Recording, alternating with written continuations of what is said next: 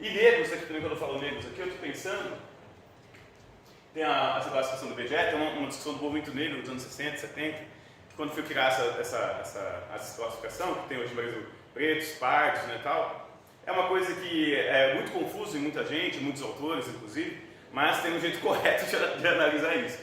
A gente tem no Brasil, então, dois grupos. A gente tem o grupo dos pretos, que são 10% da população. E no grupo dos negros, você tem pretos, pardos e indígenas. Certo?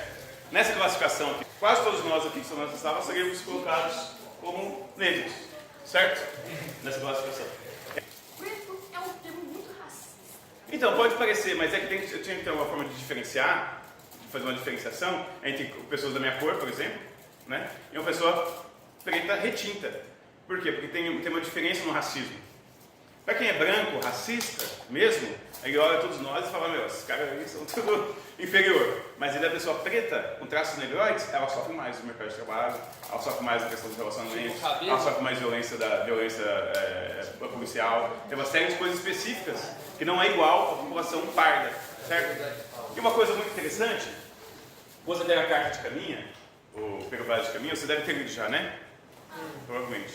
Que aí fala que as pessoas, as índias aqui, não tinham, mostravam suas vergonhas e tal. Lá naquela carta, ele trata assim, para os portugueses, nós todos, ninguém aqui era branco, todo mundo era negro. Então isso já vem lá, e eles falam pardos também. A gente tem gente que acha que essa categoria de pardo é nova. Não, já na carta de caminho, tá lá, pode ler lá. Então para os brancos mesmo, né, racistas, é negro e preto mesmo, certo? Mas esse aluno que fala que dizia que não gostava de chamar alguém de preto e prefere chamar de negro, eu acho que tem sempre que respeitar. Se a pessoa não quer.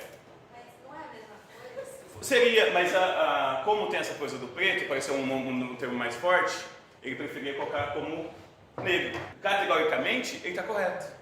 Porque o preto está incluso aqui, né?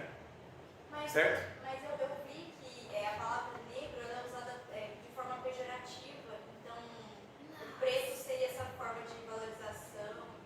Sim, da autoidentidade, sim. Mas aí, as categorias vão mudando ao longo do tempo, né? Por exemplo, o movimento, no Brasil a gente fala movimento negro, né? Porque esse movimento que se organizou ao longo do século XX, a gente chama de movimento negro, se define assim, né?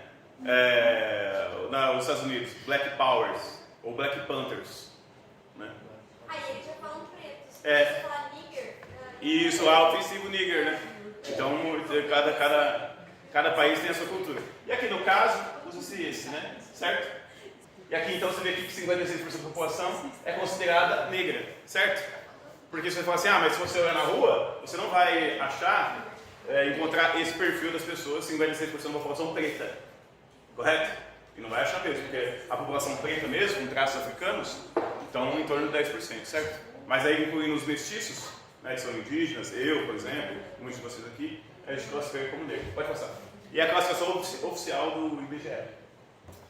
Esse dado aqui é de 2022, nosso último censo, né? Cada 4 anos e tal.